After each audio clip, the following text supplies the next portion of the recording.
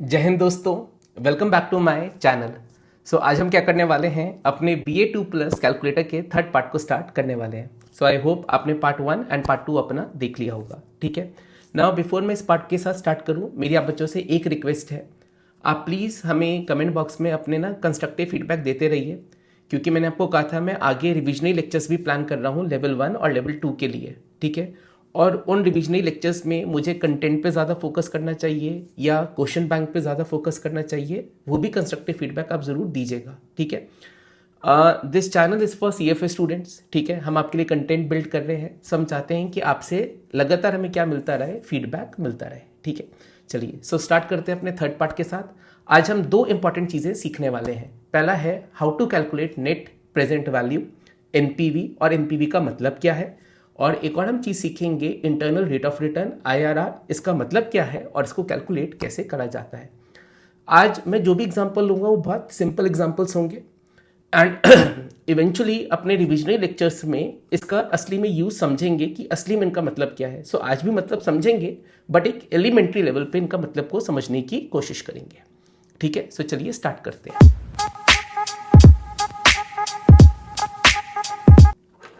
अब मेरा आपसे पहला सवाल है, मान के चलिए आपने बैंक में जमा कराए 100 रुपये।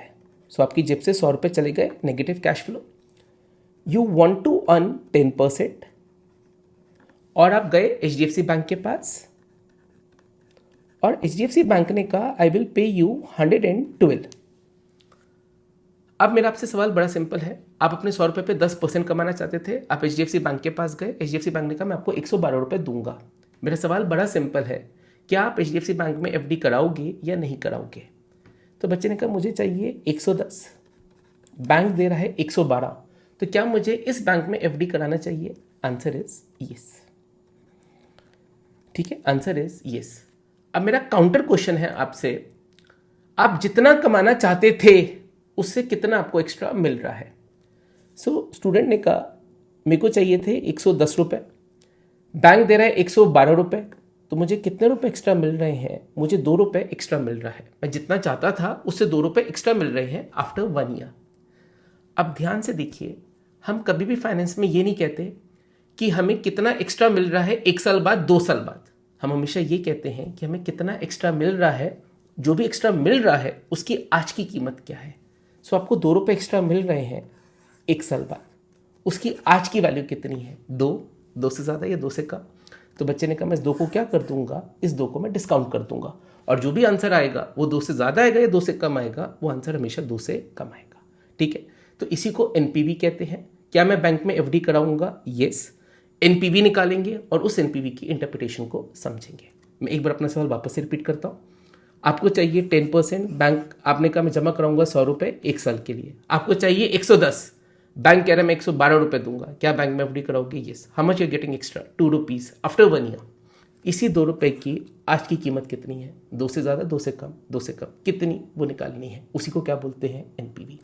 सो बच्चे ने कहा what is NPV, I am getting 2 rupees extra after 1 year, इसकी आज की वैल्यू डिस्काउंट करेंगे 10% से फॉर 1 ईयर, इसका आज का वैल्यू कितना आएगा, 2 divided by 1.1 raise to the power 1, तो इसका आंसर कितना है, 1.8181।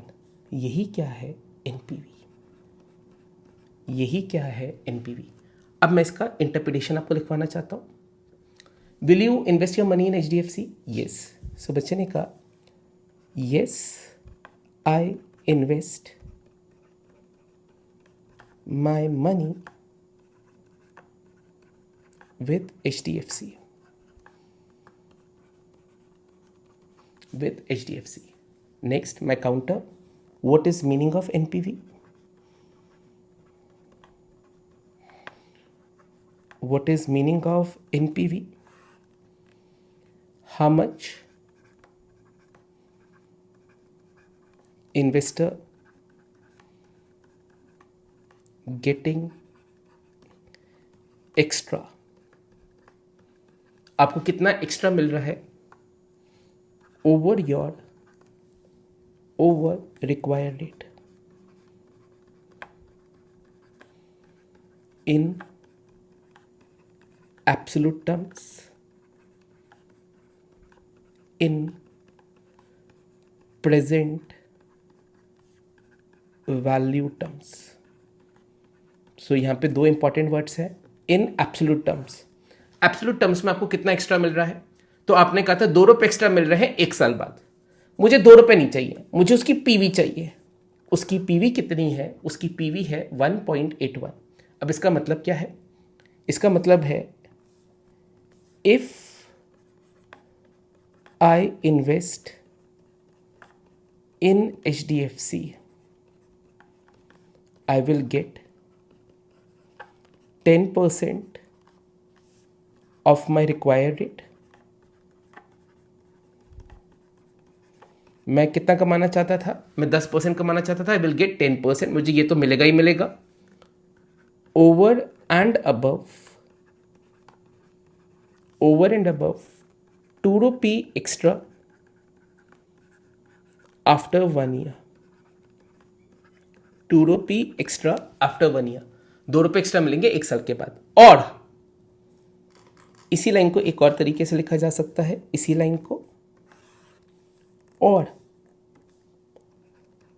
1.8181 एक्स्ट्रा इन पीवी टर्म्स।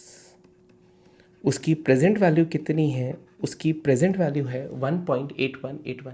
क्या बैंक में एफडी कराओगे? मेरी रिक्वायरमेंट मीट हो रही है, उसके ऊपर 1.81 मिल रहा है, तो बच्चे ने कहा मैं क्या करूंगा? एफडी को करा दूंगा। मेरा आपसे एक काउंटर क्वेश्चन है, एक और अगला सवाल है। आप एक बैंक के पास और गए, मान के चलते बैंक है ICICI बैंक। आपने कहा मैं 100 रुपये जमा कराऊंगा, बैंक ने कहा हम आपको 107 रुपये देंगे, और बैंक का नाम है ICICI। आपकी रिक्वायर्ड रेट है 10%। क्या आप बैंक में एफडी कराओगे? आपको चाहिए 110 रुपये, बैंक दे रहा है 107 रुपये। क्या आप बैंक में एफडी कराओगे? Answer is no. कितने का शॉर्टफॉल है? बच्चे ने कहा शॉर्टफॉल है 3 रुपये का। नेगेटिव का मतलब शॉर्टफॉल, जितना मैं कमाना चाहता हूं वहां से शॉर्टफॉल है। कितने रुपए का? 3 रुपये का। उस 3 रुपये की आज की वैल्यू 3 होगी, 3 से कम होगी, 3 से कम होगी, उसी को क्या बोलते हैं? एनपीवी। तो एक बार एनपीवी निकालते हैं। इसका एनपीवी कैसे आएगा? -3 को डिस्काउंट करेंगे 10% से 1 साल के लिए। -3 को डिस्काउंट करेंगे 10% से 1 साल के लिए। यह आंसर आता है -2.7272। Now what is the meaning of this? मैं 10% कमाना चाहता हूं, मेरी रिक्वायरमेंट पूरी नहीं होगी। ये ज़्यादा नहीं है, नेगेटिव है। मेरी रिक्वायरमेंट पूरी नहीं होगी। There is going to be a shortfall of 3 rupees after 1 year, और there is a shortfall of 2.72 in PV terms. क्या मुझे बैंक में एफडी करानी चाहिए? तो बच्चे ने कहा मैं बैंक में क्या नहीं करानी चाहिए? हमें बैंक में एफडी नहीं करानी चाहिए। सो आपने कहा क्या हमें HDFC में एफडी करानी चाहिए? क्योंकि मेरी रिक्वायरमेंट पूरी हो रही है, मेरी रिक्वायरमेंट पूरी हो रही है, उसके ऊपर मुझे 1.81 मिल रहा है, तो बच्चे ने कहा एफडी करा दीजिए। दूसरे केस में बच्चे ने कहा क्योंकि मेरी रिक्वायरमेंट पूरी नहीं हो रही, शॉर्टफॉल है 2.72 का, तो मुझे एफडी नहीं करानी चाहिए। इसी को क्या बोलते हैं? एनपीवी। सो फाइनेंस में हम करते क्या है? हम उन सभी प्रोजेक्ट्स में पैसा लगाते हैं जहां पे एनपीवी क्या होती है? Greater than equal to 0। तो बच्चे ने कहा सर इक्वल टू 0 पे भी क्या हम पैसा लगाते हैं? Answer is yes. एक सवाल और ले लेते हैं। मान के चलिए आप गए कोटक बैंक के पास। कोटक बैंक ने कहा 100 रुपये जमा कराइए, हम आपको देंगे 110 रुपये, और आपकी रिक्वायरमेंट है 10%। बैंक ने कहा मैं आपको दूंगा 110 रुपये। आपको कितने चाहिए? 110 रुपये। आपकी रिक्वायरमेंट से आपको कितना ज़्यादा मिल रहा है? आपको 0 रुपीज़ आपकी रिक्वायरमेंट से ज़्यादा मिल रहा है। क्या आप पैसा लगाओगे? यहाँ पे एनपीवी कितना है? इस 0 को डिस्काउंट करेंगे तो आंसर वापस से 0 आएगा। एनपीवी वुड बी 0 को डिस्काउंट करिए 10% से 1 साल के लिए। Anything divided by 0 divided by anything is 0। अब 0 का मतलब क्या है? तुम कमाना चाहते हो 10%, बैंक तुम्हें दे रहा है 10%। क्या बैंक में एफडी कराओगे? एनपीवी 0 का मतलब आपको कुछ भी ज़्यादा नहीं मिल रहा, तो बच्चे ने कहा मैं अभी भी क्या कराऊंगा? एफडी को कराऊंगा। दैट मीन्स हम कब कब काम करते हैं? जब जब एनपीवी क्या होता है? ग्रेटर देन इक्वल टू 0 होता है। अब ये एनपीवी एक और तरीके से भी निकाला जा सकता है, ठीक है। सो पहले हमने एनपीवी का मतलब समझा, देन हमने निकाला कि एनपीवी को कैसे निकालते हैं। एक तरीका अब मैं दूसरा तरीका कराऊंगा और तीसरा तरीका होगा हमारे कैलकुलेटर की मदद से। सो बच्चे ने कहा इसे कैसे करेंगे। Let me take that example of HDFC bank again. आपने कहा आपको चाहिए, आपकी जेब से जाएंगे 100 रुपये और आपको 1 साल बाद मिलेंगे 112 रुपये। Your rate is 10%। इसका NPV हमने कितना निकाला था 1.81। अब देखते हैं इसको एक और तरीके से कैसे निकाल सकते हैं। तो आपने कहा NPV, आपकी जेब से जाएंगे 100 रुपये, आपके पास आएंगे 112 रुपये। दोनों को डिस्काउंट कर दीजिए 10% से, दोनों को डिस्काउंट कर दीजिए 10% से। इसको डिस्काउंट करेंगे 0 ईयर्स के लिए, इसको डिस्काउंट करेंगे 1 ईयर के लिए। Anything raise to the power 0 is 1, ठीक है। Anything raise to the power 0 is 1। तो यहाँ पे मैं कितना लूँगा 1 माइनस 100 डिवाइड बाई 1। सो यहाँ पे आंसर आ गया -100। इस 100 की पीवी कितनी, इस 100 की आज की पीवी कितनी 100। आपको चाहिए, आपको मिलेंगे 1 साल बाद 112। उस 112 की आज की कीमत that is going to be 101.8181. What is NPV? 1.8181. Now what is the meaning of this? मैं 10% कमाना चाहता हूँ, मैं 10 तो कमाऊंगा ही कमाऊंगा, उसके ऊपर कितना कमाऊंगा 1.81। क्या FD करानी चाहिए? बिल्कुल FD करानी चाहिए। अब बच्चे का counter, sir how to solve on calculator quickly, फट से फट, मुझे फटाफट आंसर चाहिए। ऐसे तो बहुत सारे कैश फ्लोज भी हो सकते हैं, तो कैसे मेरा कैलकुलेटर जल्दी आंसर निकालेगा। सो लिखते हैं how to solve on calculator.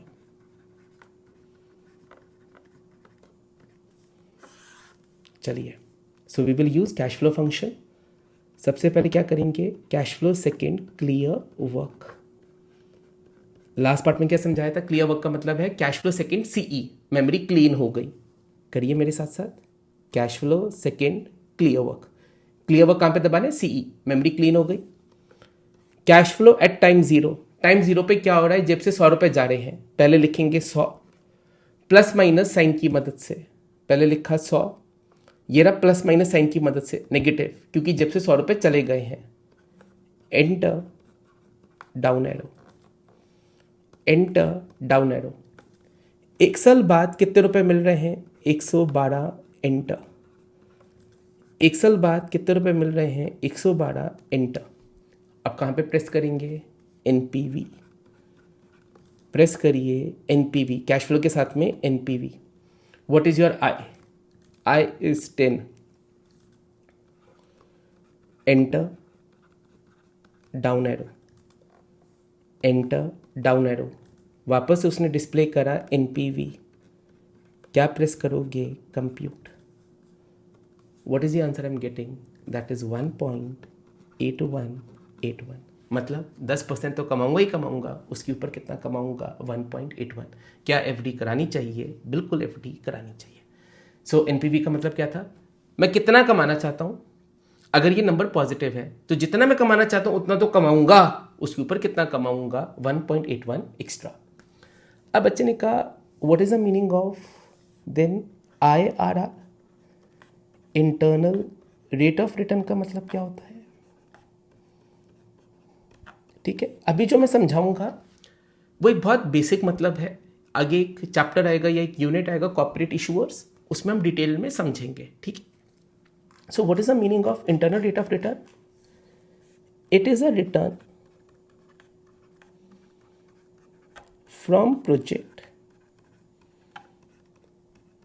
It is a return from project or investment in percentage terms on per annum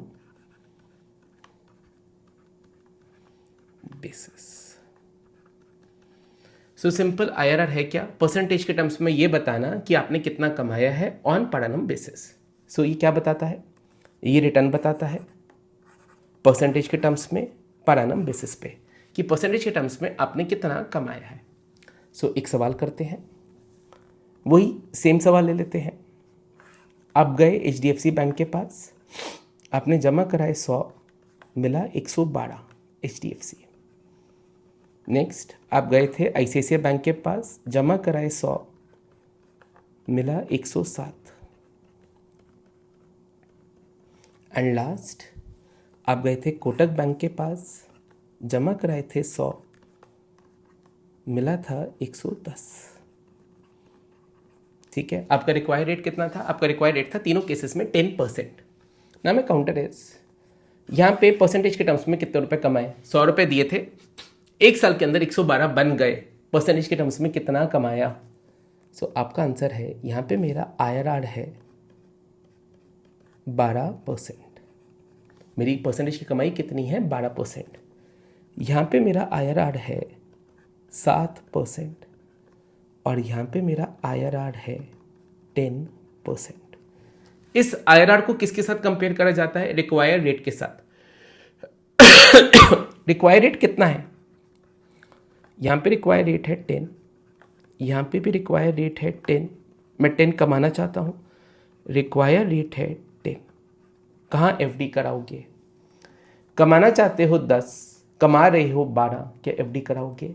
सो बच्चे ने कहा रूल क्या होता है? IRR to be greater than equal to required rate. So बच्चे ने कहा यहाँ पे यस।